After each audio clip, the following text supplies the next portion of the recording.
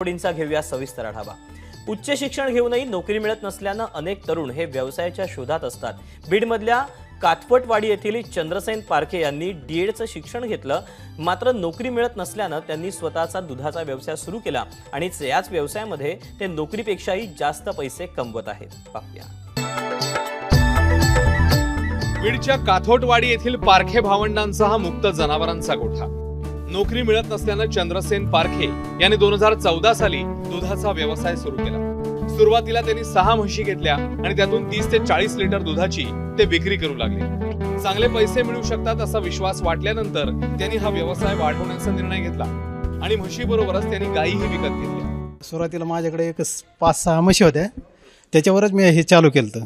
हळूहळू त्यांच्यापासून जे बारके पार्ट तयार होते त्यांना व्यवस्थित जपायचं, ते तयार करायचे। मग माझ्या घरच्याच म्हशी मी हळूहळू तयार केल्या। मशीनला वेगवेगळ्या प्रकारचे खुराक चारव, मिनरल मिक्सचर चारव, जंतुनाशक ह्या गोष्टी बारीक सारीक गोष्टी केल्या, त्यामुळे ते जनावरांची तब्येती वाढत गेल्या आणि त्यामुळे माझे उत्पन्न त्यामुळे डबल वाढायला लागलं। पारखे यांच्याकडे सध्या 7 गायी आणि 8 म्हशी अशी छोटी मोठी मिळून 32 जनावर आहेत। दररोज त्यांना गायीपासून 100 लिटर दूध मिळतं, तर म्हशीपासून 50 लिटर दूध मिळतं। या दुधाची विक्री ते जवळच असलेल्या एका डेअरीवर करतात। गायीच्या दुधाला 35 रुपये तर म्हशीच्या दुधाला 40 ते 50 रुपये लिटर असा भाव त्यांना मिळतोय। महिन्याला 1 ते 1.5 लाख रुपयांचं उत्पन्न त्यांना मिळतं। मजुरी, जनावरांचा चारा आणि देखरेखीचा खर्च वगळता महिन्याकाठी किमान 40 ते 50 हजार रुपयांचा नफा मिळतोय। माझ्याकडे आता मोठ्या गाई 7 आहेत, त्यांच्या पारड्या मी तयार केल्या तर त्या 7 आहेत, अशा एकूण 14 गाई।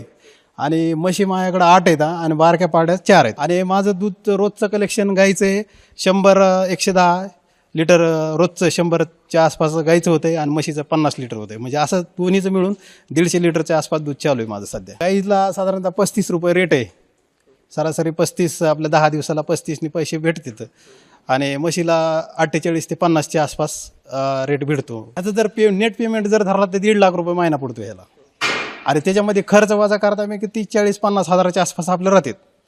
या दूध धंद्यामध्ये चंद्रसेन पारखे यांचे 2 भाऊ सुद्धा त्यांना मदत करतात। जनावरांच्या चाऱ्याचं योग्य व्यवस्थापन केलं जातं। दूध वाढीसाठी या जनावरांना हिरवा चारा, गोळी पेंड, त्याचबरोबर मका चुन्नी खुराक दिला जातो।